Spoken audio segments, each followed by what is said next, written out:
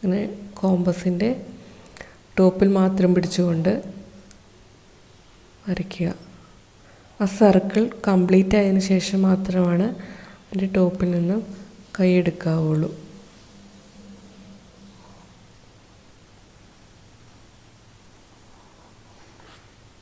അങ്ങനെ രണ്ട് സൈഡിൽ നിന്ന് മാറ്റി മാറ്റി വരയ്ക്കുക.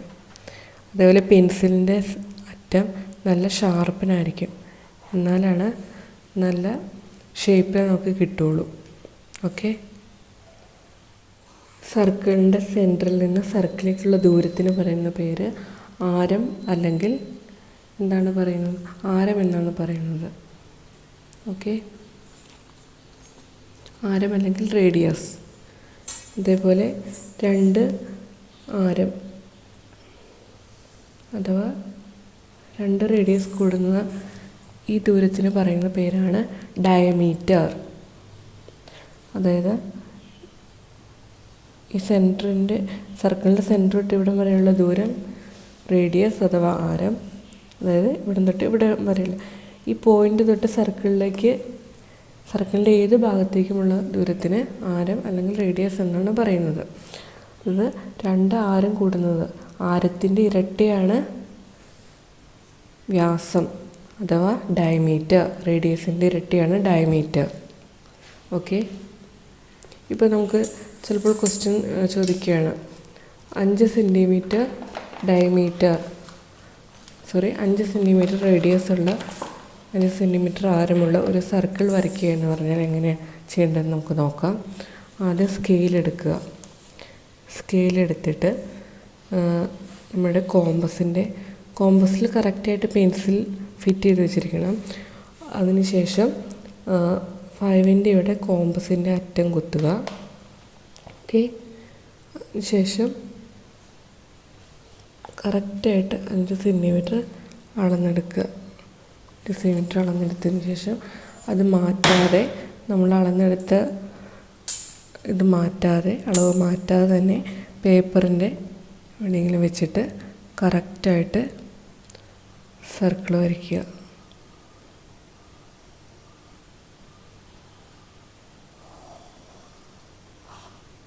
ഓക്കെ.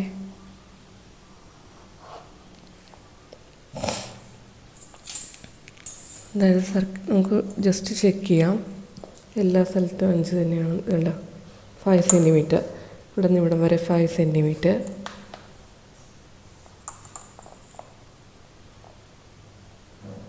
ഇവിടം വരെ 5 സെൻറ്റിമീറ്റർ.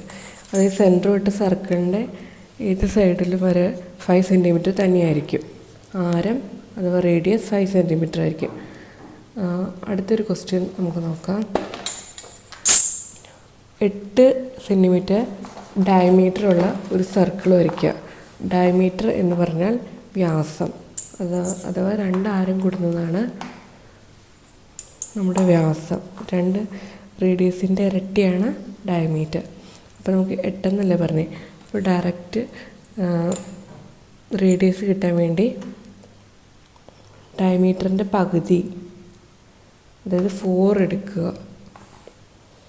ക്വസ്റ്റ്യൻ ശ്രദ്ധിക്കുകയാണ്. 8 സെൻറ്റിമീറ്ററാണ് നമുക്ക് പറഞ്ഞിരിക്കുന്നത് ഡയമീറ്റർ. നമുക്ക് റേഡിയസ് കറക്റ്റ് മെഷർ ചെയ്തെടുക്കുക. 4 സെൻറ്റിമീറ്റർ. കോമ്പസിൻ്റെ ഒരു ടിപ്പ് 4-ൽ വയ്ക്കുക. ശേഷം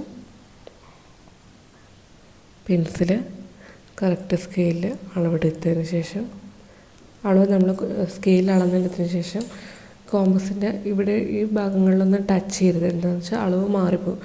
കോമ്പസിൻ്റെ ടോപ്പിൽ മാത്രം പിടിച്ചുകൊണ്ട് പേപ്പറിൻ്റെ ഒരു സൈഡിൽ എത്തിയിട്ട് വരയ്ക്കുക.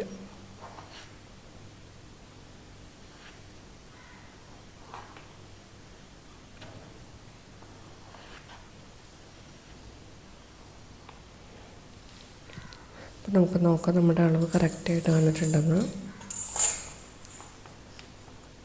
കണ്ടോ, ഇവിടെ നിന്ന് ഇവിടം വരെ 4, റേഡിയസ് 4, ഡയമീറ്റർ 8, ആരം 4, വ്യാസം 8 വരും. സെക്കൻഡ് ഏത് ഭാഗത്തും അങ്ങനെ തന്നെ ആയിരിക്കും. ഓക്കെ, കണ്ടോ. എങ്ങനെ എടുത്താലും അങ്ങനെ തന്നെ വരും. സെൻറ്റർ തൊട്ട് മനസ്സിലായല്ലോ? ഓക്കെ, ഇത്രയുമാണ് ഞാൻ എൻ്റെ ക്ലാസ്സിൽ പറയാൻ ഉദ്ദേശിച്ചത്. നിങ്ങൾക്കെല്ലാവർക്കും മനസ്സിലായി എന്ന് വിചാരിക്കുന്നു. Thank you.